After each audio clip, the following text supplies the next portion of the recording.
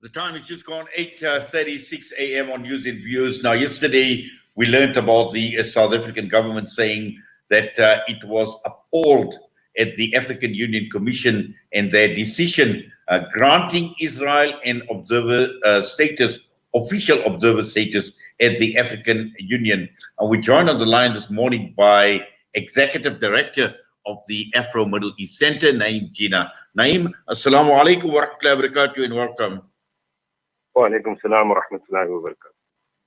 Right, Naeem, we've seen the statement come through from the South African government, and we've also seen the likes of the SABDS coalition. We've seen Africa for Palestine, and there is major concern and also a disgust, and the South African government saying that they are appalled at the AU Commission for granting Israel observer status. Yes, so it's not in terms of the states. It's not just South Africa. South Africa, Algeria, Tunisia initially also said they would put in an objection, but then the government disappeared, so we're not sure about that. And Namibia have objected to the decision taken by Moussa Faki, the chairperson of the AU Commission. Right, now, just looking at Israel and its interest in Africa and why is Israel so desperate to get observer status in Africa, particularly with the AU? We know in the past with the old Organization of African Unity, they had observer status as well. What is there, what is it in there for Israel? Well, in terms of the AU itself, having observer status means that at numerous meetings at different levels of the African Union, observers are able to participate. They're able to attend the meetings, they're able to even speak. So, if you take as an example, the very strong statement that came out of the African Union in May when Israel had attacked Gaza and the ethnic cleansing in Jerusalem, etc., very strong statement from the AU. If Israel was at that time an observer in the AU, it would have been able to participate in that debate. It would have been, its representative would have been able to speak in that debate. And, if a resolution was even passed, it might have been a very watered down version of what. So that's the one thing. Having observer status in the African Union means that these states are able to participate, non-African states, participate in these debates in this kind of way. But the other thing, which has been a big issue for Israel for decades now, is that Africa often votes as a bloc in multilateral fora like the United Nations General Assembly, Human Rights Council, where there are African members, etc. And Israel has been trying for, as I say, for decades to try and break that. Sometimes they have somewhat succeeded in the recent past, but it still, Africa still goes more or less as a bloc. With its role in the AU, it has much more direct access to try and convince the African Union to take a softer position on Israel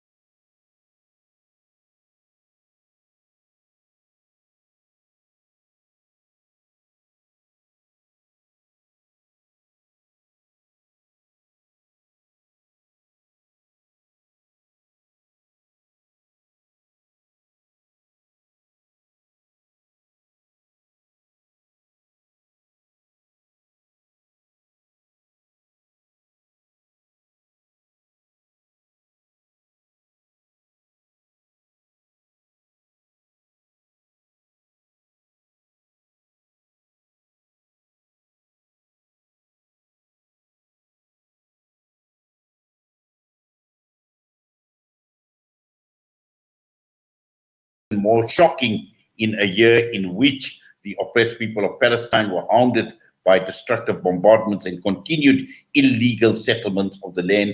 The African Union has objected to the death of Palestinians and the destruction of civilian structure. We're going to have to leave it at that. The time is just gone, 11 minutes to 9 a.m. We're going to go for a quick break. A strip of land with over 2 million people blockaded for 13